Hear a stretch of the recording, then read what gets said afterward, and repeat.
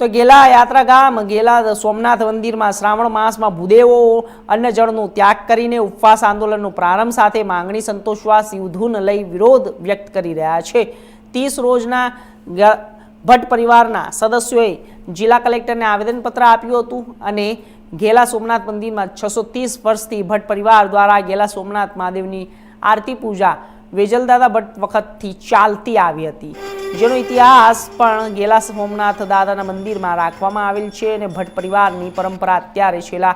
1 વર્ષથી 3 દિવસના વારા કરવામાં આવે છે, જેથી તેઓની પરંપરા ખંડિત થયેલ છે અને આ અંગે કેબિનેટ મંત્રી કુંવરજી બાવળિયા પ્રાંત અધિકારીને રજૂઆત કરવામાં આવી, જેમાં એક નિર્ણય અપાયેલ છે કે વર્ષ 1 દિવસ એટલે કે વાર્ષિક પૂજારી આરતી કરશે અને 1 દિવસ ભટ્ટ પરિવાર આરતી કરશે। તે બાબતે અમોને યોગ્ય નથી, પણ અમારા ભટ્ટ પરિવારને મહાપૂજા માટે મંદિરના ગર્ભગૃહમાં પણ જવા દેવામાં આવતા નથી।